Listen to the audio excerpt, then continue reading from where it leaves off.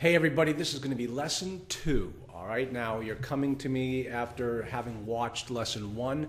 And in lesson 1, I showed you all the different ways that you can find deals on the internet. Now you can sit there by yourself and start to use all those tips and techniques and start to have brokers contacting you. But if you're new in the business, one of the biggest fears that people have are, what happens when the brokers start to call? What do I say? And you wouldn't believe how many people stop right there because they're afraid to talk to the brokers. Let me tell you something. If the brokers don't sell anything, they don't get paid.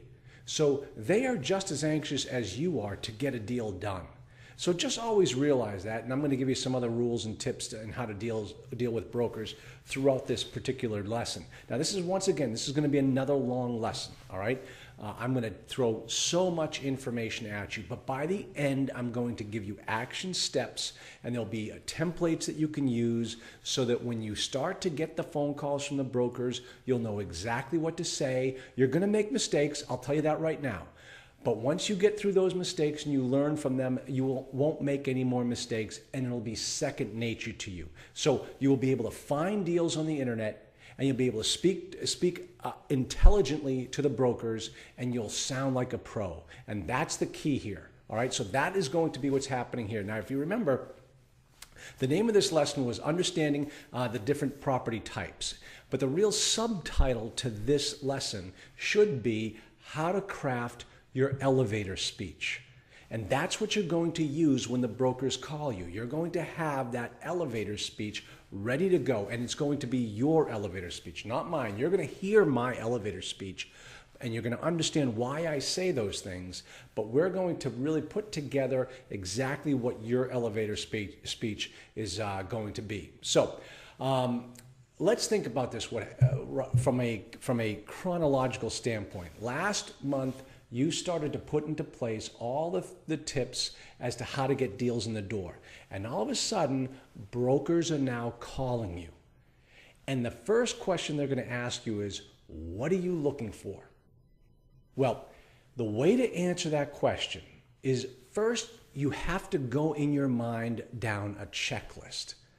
And once you figure out and check all the boxes, you'll know exactly where you need to be and what you need to say. So the first thing you need to understand is, who are you?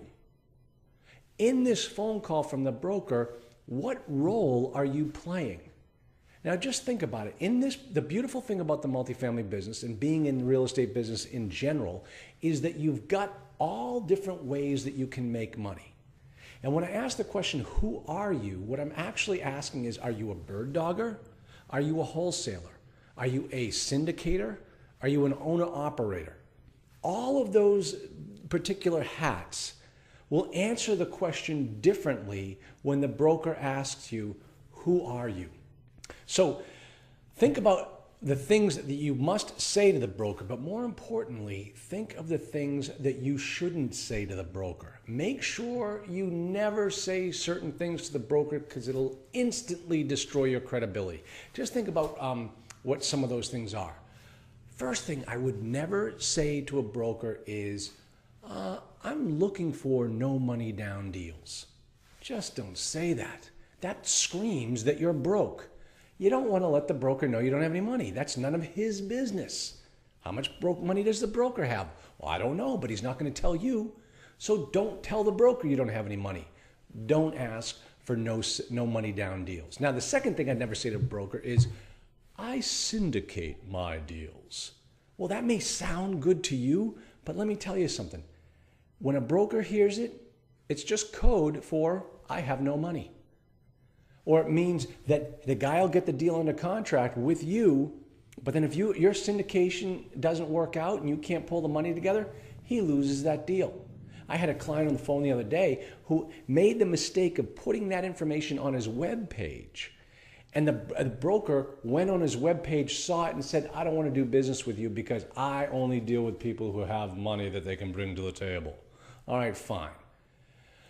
Don't give the broker that information. He doesn't need to know, all right? Here's another thing that you should never say to a broker. I've never done a deal before. Oh, for crying out loud, please don't ever say that. It's none of his business. You're putting together an investor group. The investors probably have done deals. So there you have it. Through the transitive theory of doing deals, your group has done deals. So don't tell the broker that you've never done deals before. So let me give you the things that you should say to the broker as almost the alternative to what I just said not to say. So one of the things that you want to say to a broker is, instead of saying, I'm looking for no money down deals, don't say that. What you want to say in the alternative is the seller willing to get creative? Okay? Think about that for a second. That's actually code for, is the seller willing to get creative in the offer? Can we come up with some type of seller financing? But you don't say it in the words like, I'm looking for no money down deals. You say like, is the seller willing to get creative? Period. That's all you got to say. All right. Another thing that you want to say is, I work with a team of investors. That's the transitive comment for I'm a syndicator. But when you say I work with a team of investors, it just sounds like you've got a whole team behind you and you've got a whole group ready to go out there and find the right deal. And that's what you say to the broker. He says, what type of deals are you looking for? I'm looking for deals that make sense. And we'll get more into that in a moment, but you don't want to limit yourself when you ask those types of questions. Let me give you some other examples. What you want to say is, I work with a group of apartment investors looking to expand in this particular marketplace. Ooh, you're looking to come into our marketplace. Great. I want to be the one that works with your group. Let's do business together.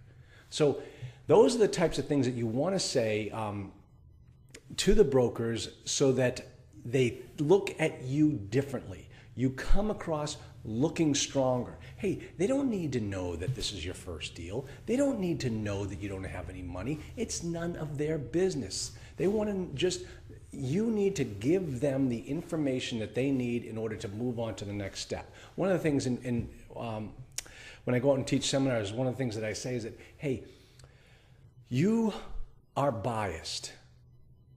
You are. You come to the table with a certain level of biasness against yourself. You come to the table thinking, I can't do this. Oh, I'm not qualified to do this. Oh, this is too hard for me to do.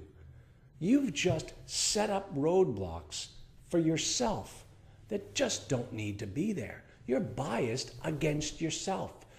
Drop those biases. Just look at yourself. You've got a clean slate. You are now starting a new business, okay? And you're going to start this new business where you get to describe exactly who you are and what you're looking to do. Nobody knows who you are, what you've done in the past, all right? And that's perfect. So let's write the elevator speech the right way so that it describes exactly who you are and who you are looking to be in this new role as the business owner.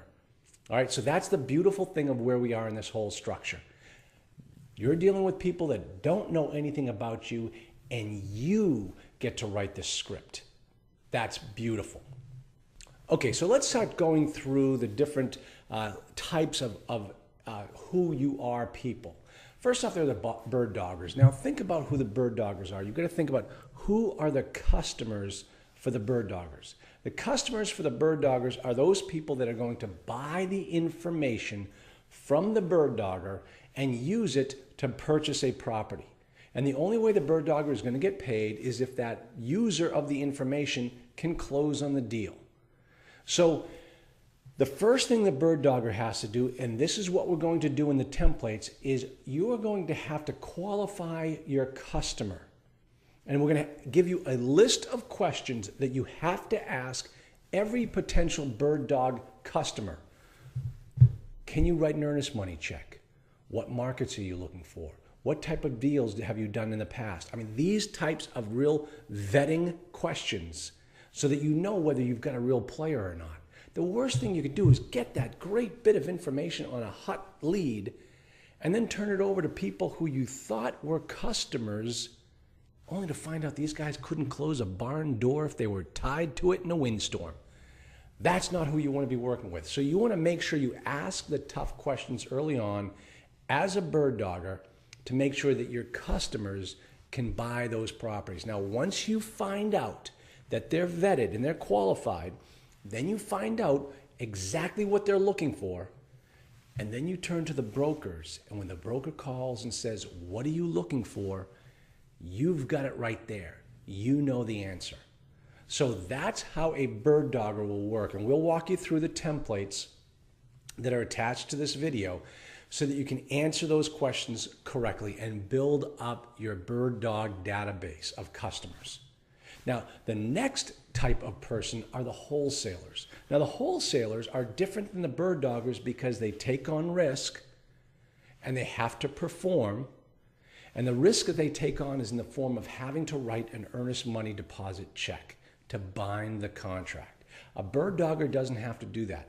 A wholesaler does. So because he's taking on more risk, you can expect the wholesaler to make more money. But the wholesaler still has to sell that contract. They have to be able to turn around to their list of buyers and sell that particular contract. So once again, just like with the bird dogger, they have to vet their customers. They have to be able to go out there and make sure that those people who they are going to turn around and sell that contract to can perform on the back end. All right, so that's the deal with a wholesaler. Now, if you're a syndicator, think about who your customers are. With a syndication deal, you've got to get the deal under contract. You will have had to negotiate it. And then you've got to go get the money in the door to put the two deals together. Put the money with the deal, and you keep a little piece of the action. All right? So with a syndication deal, it's very important that you've already had the conversation with your investors to find out what they're looking for. If you're on the market looking for D-class war zone properties, but your investors want nothing but A-class properties, you're never going to be able to syndicate a deal. So the thing you want to do is speak to those cash investors, speak to those people who are looking to invest in your deal, and then make sure that the deals that you're looking for are going to match up exactly with what they want. That way it's going to be a very easy fit when the time comes that you need to raise the money. All right, so that's the deal about being a syndicator. You see how essentially what we're doing here, if you think about how we're operating our business, you're acting really a lot like a broker of deals, taking the money on one side and the deal on the other, or the information on one side and the buyer on the other, and you're just matching them together. Now, the final type of investor is the owner-operator, the person that's going to hold that property in their portfolio. So when the broker calls you and asks you the question, what are you looking for? If you're the owner-operator, you're looking for deals that you want to keep in your portfolio. You should know what type of properties you want to own and operate. I can tell you, when I first started in this business, I wanted to own and operate everything, anything. If it was multifamily, I wanted it. Now, 10 years later, having learned an awful lot of lessons, I know exactly what type of properties I want, and I won't even look at anything but those types of properties. And you're going to find out exactly what I mean in my elevator speech, because when I describe to the broker what I'm looking for, it's from years and years of experience. And it's really going to benefit you in just a moment. Okay, so let's start planning out your elevator speech based upon the different types of properties that are out there. Now, I may be getting into some avenues here that are very remedial for some of you. That's fine. I'm going to give you my personal lowdown on all of this information. I think it's going to be beneficial. So if you think I'm getting a little too elementary, hang tight. I guarantee you will learn an awful lot from this lesson. So properties are described by letter grades, but not just the properties, the markets as well as the people are described by letter grades. We call them A, B, C, and D. Now, what distinguishes each property from the letter grade is really one thing, and that's time. An A property becomes a B property really by the passage of nothing more than time. B's become C's and C's become D's the older they get. Rich money, new money, wants to live in a nice new place. They're willing to pay more for that. That's why A-class properties get the higher rents. D-class properties are war zones. They're bad areas. Everything is falling apart on them. Section 8 won't even rent there. Those are D-class properties. They're 40, 50 years old. But 40 or 50 years ago, they were the A-class properties. So the thing that makes properties different on the letter grade really is time. Now, here's a tip.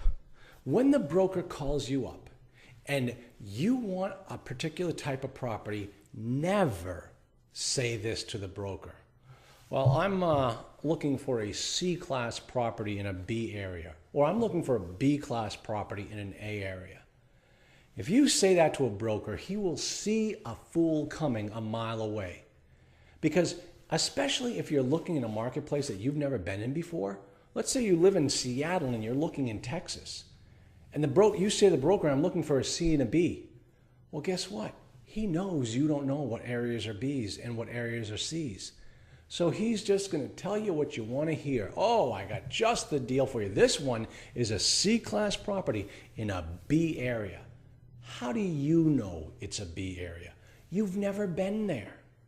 And besides that, when he hears you say that, first off, everybody is looking for that type of deal, because most of the people they're dealing with are guys that just got out of someone's boot camp. And they heard that that's what you're supposed to say. And I'm here to tell you right now, raise your game. Don't sound like these boot camp attendees. Say the things that professionals say. Professionals don't run out and say, I want a C and a B or a B and an A. It doesn't work that way. If you know the marketplace, which is what you need to do to be a professional, you will know right away whether it truly is a C in a B or a B in an A. So don't let the broker dictate that to you. Brokers will lie. And that's where they're going to start to lie to you first off. All right, so never catch yourself saying that to a broker. That's the first thing you don't want to say to a broker. You know, there happens to be a particular web page, a website called Pierce Island. I think that the web address is www.pi-ei,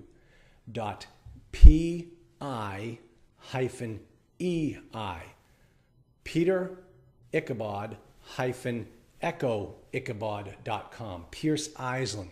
This is a great website for getting some fantastic market information about multifamily properties. And the nice thing about Pierce Island is that they use a very objective standard for categorizing properties based upon a letter grade. I think they use like 27 different factors, right down to how far the property is away from a highway.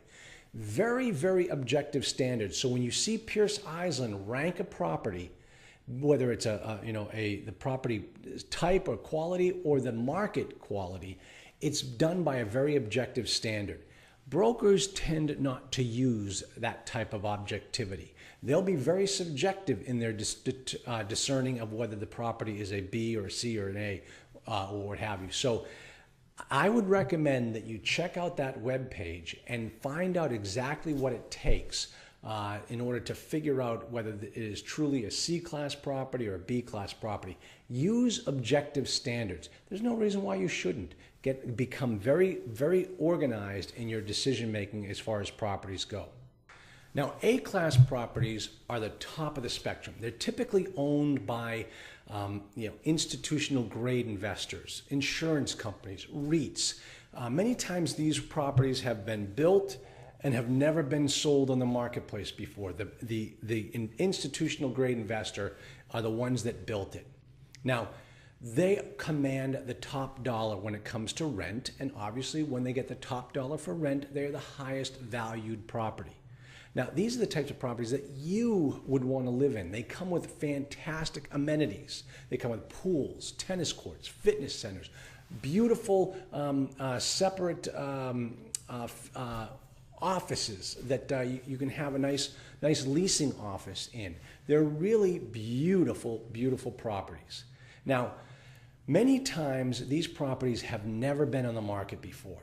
And what happens is, as they get older, the investment strategy of the REITs or the insurance companies are such that they have to unload them. When they start to get too old, it may not qualify any longer for the investment standards of that REIT, and the REIT has to sell that property. I've seen this so many times. There was one that we just dealt with down in Atlanta, where there were 19 properties that a REIT was selling. They had never been on the market before. They were beautiful properties. But the problem with them was that the REIT was trying to maximize their profits on them. Well, that's fine. They're entitled to do that. But the way that they do that is they don't set a price. They let the market determine the price. So in that particular case, if you are a new investor, you're competing against some apartment owners who are very stable, who are very experienced, and they have a lot of cash behind them, and they're willing to get aggressive on buying this beautiful property that has never been sold before. So they step in and they buy, they can write checks, they put up crazy earnest money deposits, and they are able to perform in a way that a new investor can't. So many of these properties coming out of the REITs, those A-class properties that are being sold, are now becoming B-class properties. Many of them are just not an opportunity for a new investor. So keep that in mind when you see some of these properties that say TBD, the market, the price to be determined. That might not be a great prospect for you to go after. Hey, give it a shot. Throw an offer out there. Making an offer never hurt anybody. But just be understanding that this may not be the best way for you to get your first deal done. And that's the key here. Now, the next type of property are B-class properties. I love B-class properties. I think B-class properties are the ones that new investors should all be going for. They're typically built in the 1980s or newer. Their quality of construction is so much better. One of the things that will really distinguish a B-class property from a C-class property is that the B-class properties are individually metered. That means that it's most likely that the tenants are paying for their own utilities. And that makes a lot of sense, because just think about it here for a second. B-class properties that meet this criteria tend to have been built during the early 80s or mid-80s. What was going on during that time? During that time, we had the energy crisis, and utility expenses were going through the roof. Before that, 1970s construction property, you'd see chiller boiler systems where everybody is on one system. Everybody gets the same heat and AC, and the landlord paid for it. Well, the landlord was getting killed because of the energy crisis. As I always say, owning C-class property is like catching a falling knife. You have to buy it at just the right time, or you're going to get yourself cut.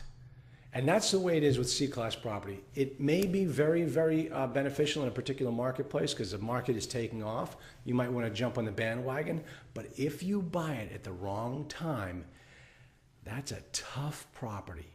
So be very, very careful when you're analyzing the markets, when you're looking at C-class property, because if you don't buy it the right way, it's going to come back and bite you. Now, another thing about C-class property, as I mentioned before with B I said it was tenant-paid utilities. With C, it's what we call all bills paid property. That means that the landlord is paying the utilities. All right? Now, a little test, and this is just, this is a little asterisk here. And this is what happens a lot of times. You may be looking at a property that is a tenant paid, you may be looking at a property that the units are individually metered, meaning every single unit has its own heat and hot water and electric bill, a gas bill and electric bill. That does not mean that it's a tenant paid property. Maybe in that particular property, the landlord, in order to fill the units, has to pay the utilities himself. If that's the case, then that's an all bills paid property, even though the units are individually metered. And don't think for a second that you as a new owner, as a value play, which we'll talk about more as we get into this video, As a value play, you're going to walk into that property and switch everything from all bills paid to tenant paid because they're individually metered. You have to look to see what the market will bear.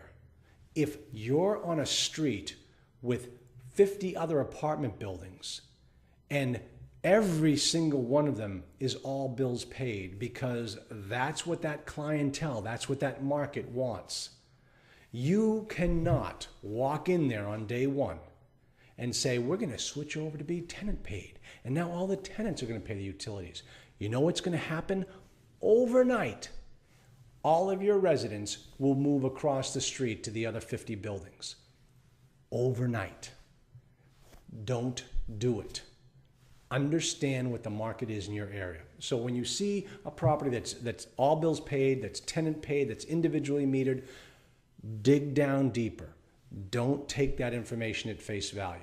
All right, so that's my discussion on C-class property. Now, D-class property, all right, it's a war zone. It's what we tend to call non-performing assets. You're not going to get a conventional loan. You have to get a bridge loan for this one. You have to get a hard money loan for this deal. It's a tough deal. I called it non-performing. We can also call it non-cap rate. It's a non-cap rate sale. Now, what exactly does that mean? And I know this is only the second lesson, and we're going to get into the financials of these properties in the next two lessons. But the most important equation that you can have in the multifamily business is the holy trinity, as I call the holy trinity: the cap rate, the purchase price, and the net operating income. Net operating income divided by the purchase price equals the cap rate. If the net operating income is zero, that means your cap rate is zero. That means you have a non-cap rate sale. There's no operating income. This thing is losing money every month. That's a D-class property. Now, why do you want a D-class property? I don't know. But some people do. Now, here's the thing. With a D-class property, don't even try to do a financial analysis. The reason why you'd be looking at a D-class property is really to do the rehab. Now, if you're a rehab guy and you can wear a tool belt and you know how to get in there and fix these types of things, hey, there is huge money in rehabbing D-class property, but only if you buy the property the right way. So don't just go running off thinking, I'm looking for D-class properties, I'm going to make a huge hit. There's a lot of moving parts even to those non-cap rate sales. But in this discussion and what we're talking about, D-class properties are going to be the toughest, right? So my advice is be wary. Fools rush in where wise men fear to go. And that's the case with D-class property. Okay, now up to this point, all of my descriptions of A through D class property has to do with the physical presence of the building. In addition to the calculations of the quality of the asset, you also have to take into consideration what the market area is, as well as the clientele. So the market area is also rated on an A, B, C, and D level, whereas the clientele is also ranked the same way. So when we talk about an A-class property, a B-class property, you've got to understand, are they talking about the physical makeup of the property? Are they talking about the area that the property is in? Are they talking about the type of clientele that inhabits that building? All right, so these are the things that you need. It's a very holistic approach to understanding the quality of the business that you are buying. Because not only are you buying the factory, you're also buying the location of the factory as well as the customers that do business with that factory. You have to take into consideration all of these things when you're determining what type of asset you're looking to acquire. You have to take into consideration all of these things as we sit here and try to craft your elevator speech. So let's take a look at what is an A-class property like. So before we start getting into the granular look of the geographical location of the different markets, let's look at it from a more macro level. There are three terms that we use when we're talking about a particular market. First is it's a primary market. Next is it's a secondary market. And the third, it's a tertiary market. Now, what difference does that make? The real difference is in your investors' dollars, okay? When you're looking at a primary market, you're in competition with those institutional grade investors. Those are the people that only will buy in primary markets. They'll only do business in those areas, and they won't look anywhere else. I know I was talking to one particular client who was getting foreign money in from China. And Chinese people that she was telling me said that they didn't care about the type of property. All they cared was that they were buying in a primary market. San Francisco, New York, Miami, Los Angeles. They wanted to have their dollars in a primary market. That's typically what you're going to see with institutional grade investors. Now, the next level is the secondary market. Now, this is where it gets a little bit better. These are markets that are outside of the primary markets. They're great places to invest, typically between a half an hour to an hour outside of those primary markets. And there's still a good deal of investor dollars flooding into those places looking for good deals. It's a great place to buy property. The final place are the tertiary markets. Those are the places outside. Those are the places in the boondocks. You'd be amazed at how many people will look at a particular deal, think they found a great deal, and then can't fund it because a lot of those investor dollars will not go into a tertiary market.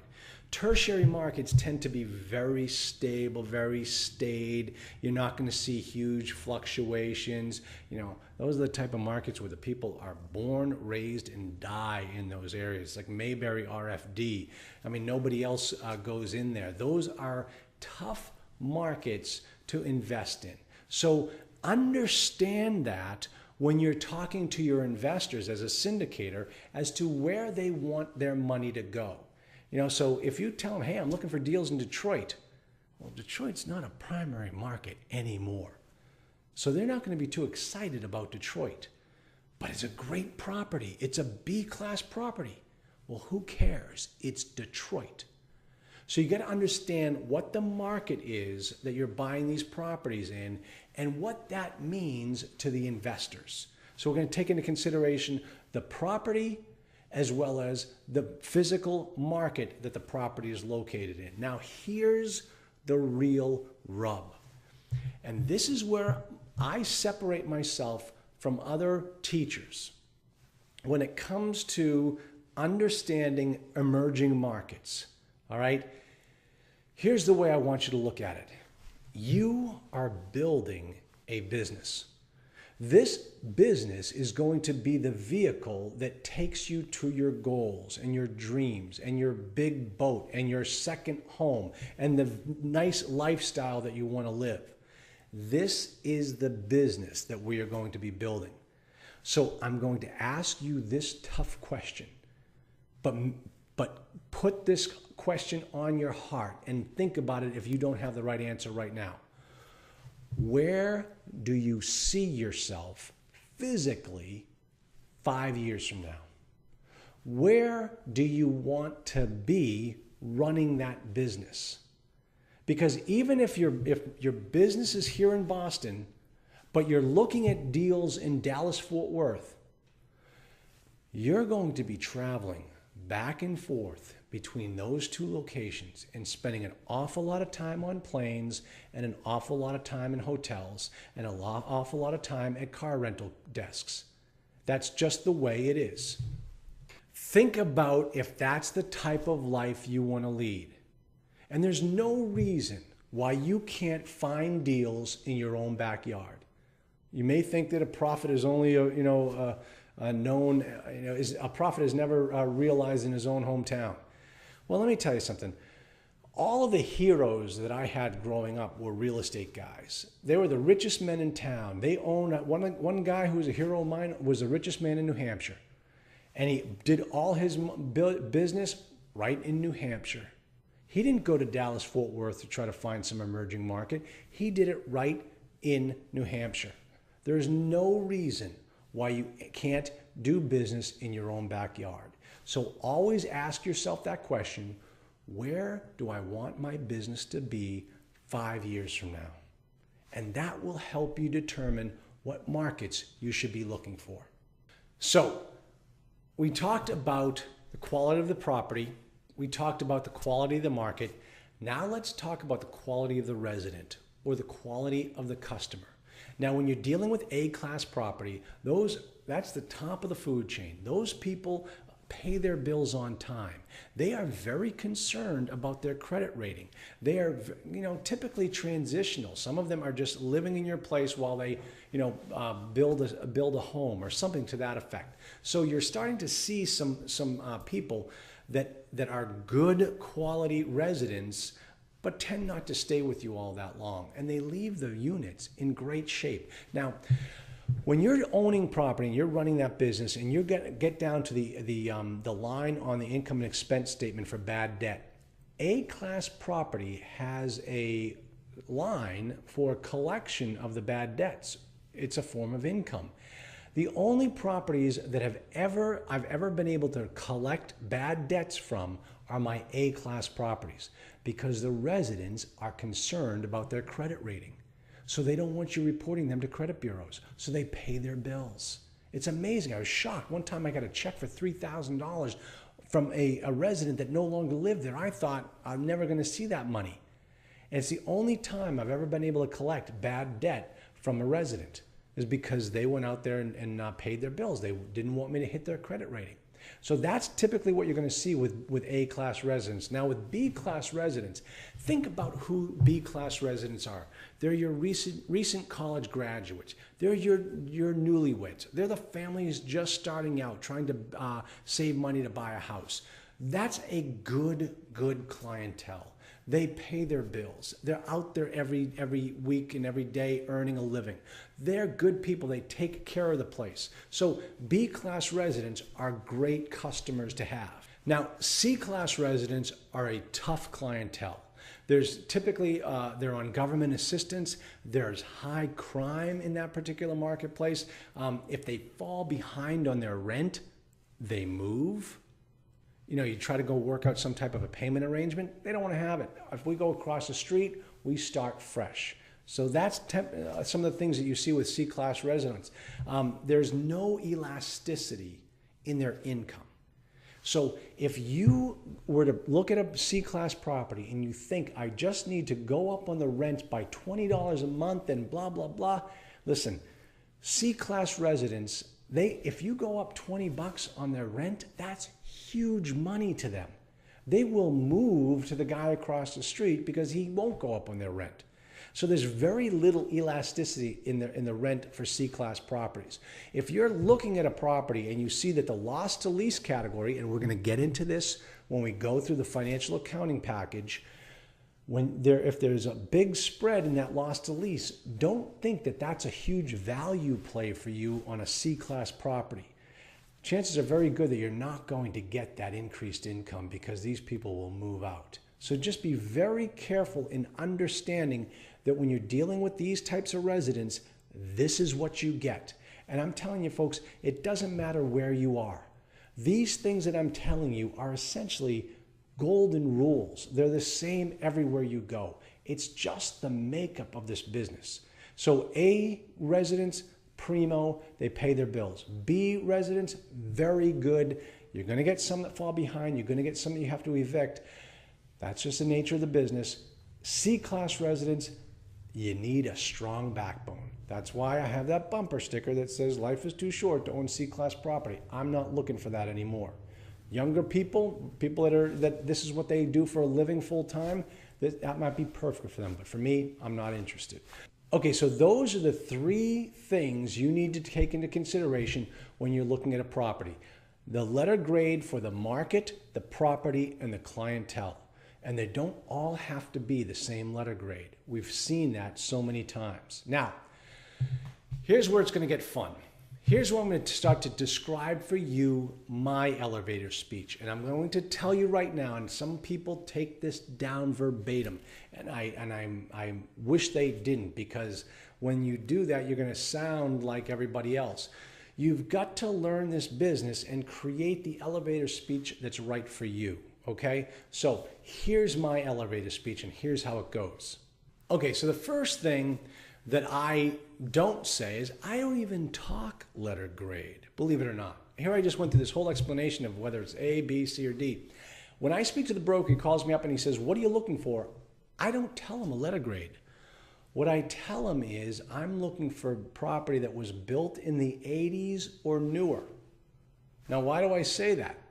Because that imputes a particular letter grade. That tells everybody that I'm looking for a B-class property. Now, when I say a property that was built in the 80s, that really goes to the quality of construction. I can honestly tell you, I've looked at thousands of apartments, thousands. And the properties that were built in the 70s versus the properties that were built in the 80s, it's like night and day. It's like a different planet. For some reason, the architects got the hang of it. It's like they sat down with the property owners and said, what costs you a lot of money to operate on these properties? Well, flat roofs, chiller boilers, single pane windows. And the architect said, great, we're not going to design those anymore. We're going to give you pitched roofs, separate entrances, individually metered, all the great things that make it easy to own a property. And that seems to have all come about in the 1980s. So when a broker asks me, what am I looking for? I say, I'm looking for property that was built in the 80s or newer. And right away, that translates into a B-class property. Then once I have that explained to him, the next thing I say is the type of construction that I'm looking for. Now, this is important to me as an owner-operator. What's important to you is something that you need to determine on your own. Whether you're a bird dogger looking for a particular type of deal for someone, or whether you're looking for, you're wholesaling a deal, or you're looking to syndicate a deal, you need to know what type of construction is going to be important to you. For me, here's what I say. I want pitched roofs. I remember when I first started in this business and it was flat roofs or pitched roofs, and the broker would ask me, does it matter to you? And my answer was, nah, doesn't matter to me. If it's flat and there's a hole, we'll just patch it up and move on. Let me tell you something, folks. I've owned flat roofs and I've owned pitched roofs. I will never own flat roofs again. I will always only own pitched roofs. And it also has to do with insurance claims as well for wind shear. With a pitched roof, you can get your roofs replaced through your insurance company because of wind shear damage. Flat roofs, you don't get that benefit. So I am strictly a pitched roof person. Separate entrances. I want everybody to walk into their unit, turn the key, and walk right in. I want them to walk up the stairways, and I can look through the hallways, I can look through the exterior hallways, and I can see who's hanging out there. No loitering, no gang activity, no violence. I want people to feel comfortable and safe when they walk up those steps, they walk right into their unit. Those are separate entrances. Now the alternative are those types of buildings where there's a one main entrance, you go in and there are hallways. Let me tell you something. Hallways bring about crime, vandalism, graffiti, trash. I have to pay more for cleaning. The carpets get destroyed. I don't want that headache. Separate entrances, I don't have that problem. Now, the other thing that I say to the broker is I want individually metered properties. Now, for those of you that are very new to this, let me explain to you what this means. This means that when you walk into the unit, there is typically a closet with a little furnace and a little hot water heater. And the gas and the electric are all metered through that one particular unit. That means when the resident rents that unit, they have to go to the utility company and get their utilities turned on in their name. And in the lease, it says it's their responsibility to pay that bill, or if they don't, they can be evicted. But right away, as the landlord, I don't have to worry about heating or cooling or giving hot water to that particular unit. It's the tenant's responsibility. That takes that particular line item right off my income and expense statement. It's beautiful. It's the only way that I want to own and operate property. Now, the alternative to that are those types of units, those types of buildings that have a central heater and a central cooler. Typically what they're called are chiller boilers. I've owned property with chiller boilers. I will never own chiller boiler units again, ever in my life. It's just not worth it. They're incredibly inefficient, they're incredibly expensive, and they're my responsibility. Now you'll hear this expression, oh, it's on a RUBS, or you can bill it back to the resident. And I'm here to tell you guys, it doesn't work that way, because if you're dealing with a chiller boiler unit, you are most likely dealing with a C-class property. And when you're dealing with a C-class property, you're dealing with a C-class resident. And a C-class resident is an all bills paid customer. They can't go to the utility company and get the utilities turned on in their name. They don't have the credit to do it. So it all comes back on you to heat and cool their particular unit, and it costs a fortune. So I have done it. I've owned chiller boilers. I will never do it again. Now, as I mentioned before, you might have heard me just use the expression RUBS, Ratio Utility Bill Back System. All right, now that's a company that will go in there and actually figure out exactly what each unit is charging or using for their utilities, and then bill it back to them. When that happens, you will get some income, some utility income from that resident. But if you look on the income and expense statement, and we will go through this in the next lesson, when you look at the income and expense statement, what you get back in the form of RUBS income is never enough to cover the utility expenses going out. So in that particular case, would you rather have a tenant paid utilities or a RUBS paid utilities? You always want to have a tenant paid property. That, at least I do. So when the broker is asking me what I'm looking for, that's exactly what I'm saying. Now, the final thing that I say to the broker is I'm looking for some type of property that has a management issue that I can get in there and fix. Well, let me tell you something, folks. Every property has a management issue that has something that needs to be fixed. And the broker typically laughs when I say that, but it's a conversation starter, it's an icebreaker, it's a way for him to start telling me what's going on in that particular property. That's why I say that. So when a broker calls me up, here's my elevator speech. I don't even have to read it, it's just committed to memory. I want 1980s construction or newer, pitched roofs, individually metered, separate entrances, and some type of a management issue that I can get in there and fix. Bam, I'm done. The guy knows that I know what I'm looking for. When he hears that, he knows that I know this business. I've got it committed to memory.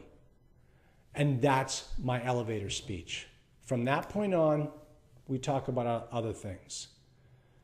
So that's what you need to do, is you need to figure out, now watch the templates that are attached to this video. You're going to watch those templates, you're going to get those templates, and they're going to help you craft your message. Whether you're bird dogging, wholesaling, syndicating, or owning and operating, those templates are going to help you figure out exactly what type of asset you're looking for and how to say it to the broker when he asks that $1 million question, what are you looking for? You're going to come out sounding like a genius. That is my job, is to make you guys look good. All right, so we're going to get to that first deal. Now, let's go through, I just explained to you what I say, but notice the things that I didn't say. And I'm going to tell you the things that I don't want you ever to say to a broker, all right? First thing I didn't say was, I'm looking for a property with a value play. Oh my gosh, really? Oh, that's interesting. And whose boot camp did you attend? You sound like a novice. Everything's a value play. I mean, charging more for the water is a value play. Increasing the rents and reducing the loss to lease is a value play. Everything's a value play. So you get in there and you figure it out on your own. Don't say it to the broker. Don't have him bring to you what the value play is. You'll see it in his handout, in his offering memorandum. he'll say the value play for this property is X. All right, fine. I also never mentioned cap rate. Did you notice that? I never said what cap rate I was looking for. And a lot of times brokers will say, well, what type of cap rate are you looking for? You know what? Don't get into that game with the broker. Because first off, the reason why I never mention it is because I don't want to limit the deals that he sends me. If I say, well, I'm looking for a 7 cap, what if it's an 8 cap? Does that mean he's not going to send me that particular property, even though that property was a 1980s construction, pitched roof, separate entrances, individually metered, and some type of a management problem that I can get there and fix? I don't want to limit what he sends me. That type of property is what I'm looking for. Now, by saying that type of property in that particular marketplace, that implies a particular cap rate. So why limit myself by telling the broker what I want for a cap rate? And also, and this is another reason why you never want to get in the discussion of a cap rate. The cap rate, as we mentioned before, is a function of 2 other variables, the net operating income and the purchase price. Well, here's rule number 1 in this business. The biggest lie in multifamily is the purchase price or the asking price. If he asked for $1 million, you're not going to pay $1 million. You're only going to give him $750. And the NOI, the net operating income, is something that we need to go in there and confirm. So those 2 numbers are huge variables in and of themselves until I get in there and determine their true value. And when I do that, then the cap rate is able to be determined. So until that time, those 2 numbers mean nothing to me. So I don't even want to have a discussion with the broker about cap rate. The other thing I never want to have a discussion with the broker about is the cash-on-cash return. Well, what type of cash-on-cash return are you looking for in this particular transaction? None of your business. It's none of your business. The cash-on-cash return is a function of how good I am at negotiating the deal with the seller. If I'm able to negotiate seller financing, is that going to change my cash-on-cash return? Absolutely. But do we know that when I have the conversation with the broker on day 1? No. So I'm not even going to talk to the broker about cash-on-cash return. I had a client call me up the other day, and she and the broker were trying to figure out exactly why they couldn't come to terms on the price, because nothing was making sense. And so the broker finally said, well, what type of cash-on-cash return are your investors looking for? And she said, Charlie told me never to mention that. So she knew right away, if she ever mentioned that, it would be a losing proposition for her, and so she didn't. And that way, the broker was never able to come back and use that number against her. Bravo for my client. Another thing you never want to mention or never say is, I'm looking for no money down deals. Oh, just don't say it. Big mistake. What else do we not say? Seller financing, that comes later on in the discussion. When you decide that you want to make an offer on that property, you pick up the phone and you call the broker and say, listen, is the seller willing to get creative? I might need to get creative in order to get to the deal I'm looking for or that he's looking for. Is the seller willing to get creative? And just leave it at that. See what the broker comes back. The broker's probably going to say, well, make an offer. Let's take a look at it. So go ahead, make an offer with some type of seller financing built in. But, and I say this in all my other classes, never ask for a seller second mortgage. Never ask for the seller to take back a second mortgage. Just don't do it. You might be thinking to yourself, but wait a minute, how else can I do this? All you want to say is that the seller will provide financing to the tune of $100,000.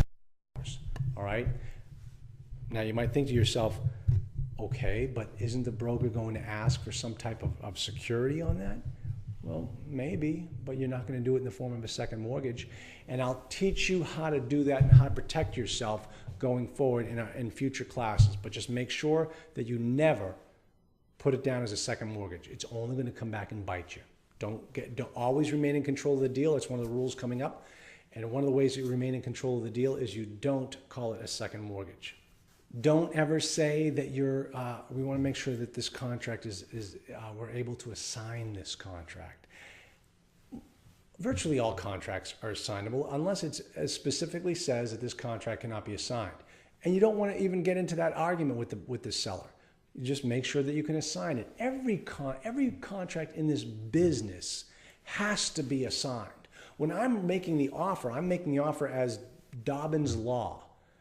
But Dobbin's Law is not going to buy that property. Some other entity that I create the day before we go to close is going to own that property.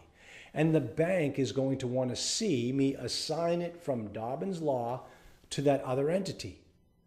And the only way I can do that is if the purchase and sale contract says I can assign it. If it doesn't say that I can assign it, I can't assign it. I have to buy it as Dobbin's Law. And I never want to put that company in that risk. So every contract should be assignable, but you don't raise that issue when you're making the offer, because the broker may think, wait a minute, is this guy a wholesaler? Is he just looking to get this deal in a contract and he's going to flip it to somebody else and now I got to deal with somebody else? Don't even put yourself in that position. Never mention assignment whatsoever. Now, another thing you never want to say to a broker is, I just attended a boot camp. Oy vey, for crying out loud, don't do it. When they hear that, they don't even want to deal with you after that point. Another thing you don't want to say is, I'm working with a coach. Oh, listen, my clients are trained to say my partner, my investor, I have a consultant that I deal with. Though that type of terminology is fine, but I always teach my students, don't call me a coach when you're dealing with a broker. Call me whatever, call my attorney.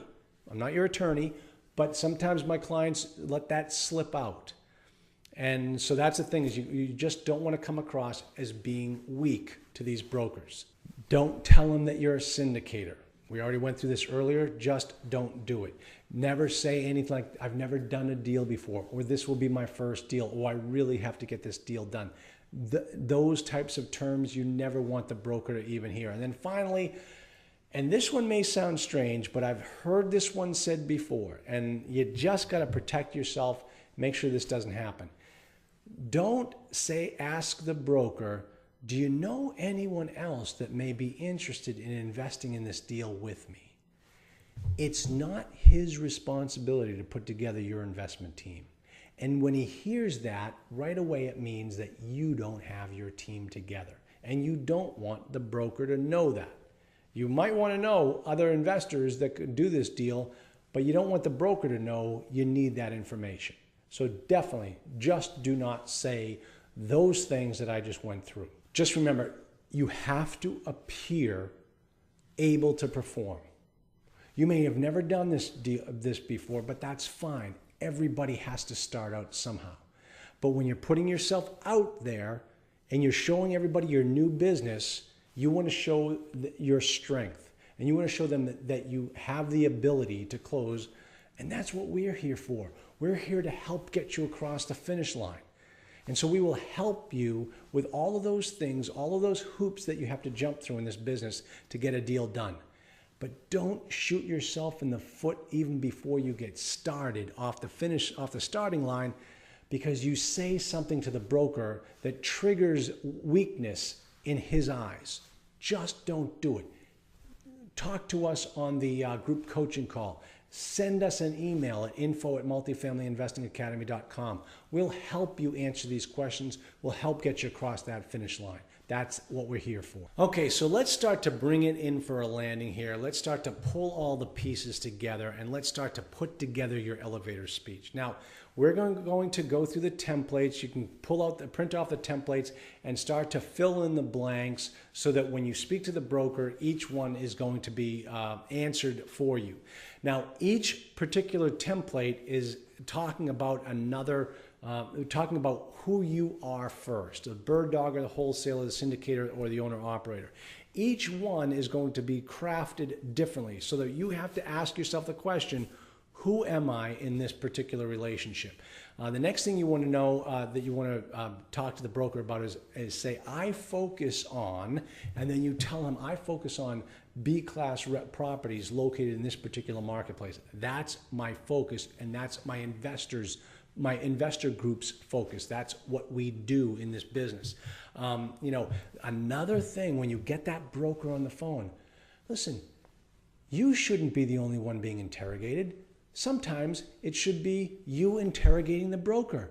Hey, Mr. Broker, tell me a little bit more about yourself, and let him start to do all the talking.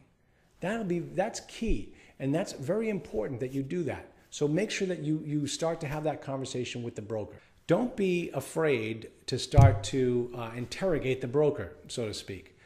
Don't be afraid to say to him, what types of deals have you done so far this year? Big deals, small deals? Where are you seeing the money come from? Are they from local banks? Are they from conduit lenders?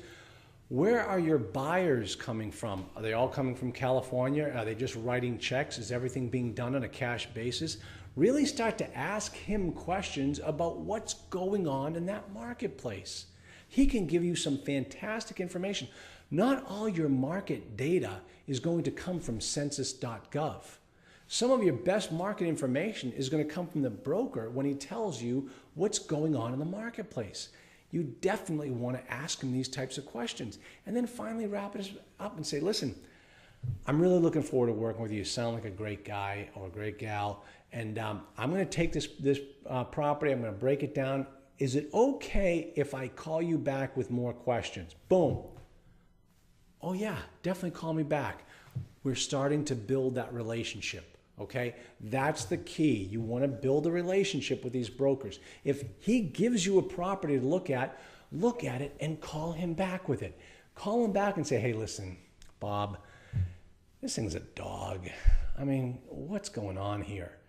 And, you know, the guy will probably 9 times out of 10 agree with you.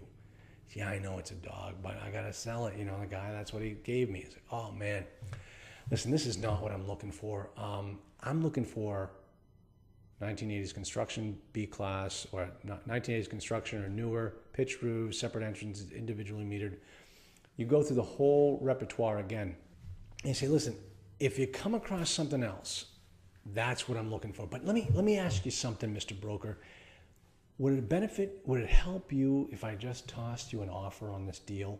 I mean, would it build up your street cred? Would it build up your look with this particular seller if I gave you an offer, even if it was a lowball offer? Yeah, you know, this guy doesn't think I'm, you know, getting any leads. If you want to send him an offer, I'll present it. We'll see what happens. Okay, great. I will write you an offer. I'll send it on over. You know, I'm not really that interested in this deal. It's not going to be an attractive offer, but I want to help you out. And right away, your stock skyrockets with that broker. Now he knows that you make offers. Next time a good deal comes down the street, who do you think is going to get a look at it? The man in the mirror. So don't be afraid to make offers. Build the relationship with that broker. That guy may have a dog of a deal today, but he may be giving you a sweetheart of a deal tomorrow. So build up the relationship. And that's how you do it. All right, so here's your homework. Now, last month, I gave you a ton of ways to find deals. If you haven't started doing that, or if you haven't even thought about finding a VA to go start finding those deals for you, get moving. Remember, if you're not making offers, this is nothing more than a very expensive hobby. So, go back and watch last week's lesson. Start to get brokers calling you by the tips that I gave you last week. And now this week, what I want you to do is speak. This month, what I want you to do is speak to 5 brokers. 5 brokers. Here's how it's going to go. You are going to make mistakes. You are going to sound stupid. You are going to be tripping over your tongue. But on the 6th broker, you're going to sound like a smooth talking salesman. You are going to know what to say. You are going to get all of that bad stuff out of your mouth, and you're going to get rid of the marbles, and you're going to speak much better than I'm doing right now. And you're going to speak very, very clearly with these brokers, and you're going to be a pro. So speak to 5 brokers, screw up 5 times, and then when you're done, you're in the business, start calling brokers every day, speak to a broker every single day, and start getting property packages in the door. You keep that up, within 90 days, you will have an accepted offer. So let's get started now working on that. All right? I hope you've enjoyed this lesson. It's been another long one. That's fine. You've got your marching orders. You know how to find these deals on the internet. You know how to start to build up relationships with the brokers. You now know what you need to say. You're going to have an elevator speech ready to go. There's no reason for when these guys start to call you, you can't start speaking to them immediately. Next lesson is going through the property packages, analyzing property packages, understanding what they say, understanding what they tell you, what they don't tell you, and really being able to break it down and know what's real and what's phony. All right? Listen, guys, this is the greatest business in the world to be in. I love it. I think you should be in it as well if that's what your heart desires, but let's do it the right way. That's the key here. That's what we're trying to teach you. So, see me on this. Remember, if you're an elite member, 2 phone calls coming up this month for the coaching, group coaching. If you're not an elite member, you can sign on anytime you want. You can start talking to me directly. And then also watch for the videos every week to keep you in this business a little bit every week. That's all we ask. And we'll talk to you later. Thanks, everybody. I'll talk to you soon.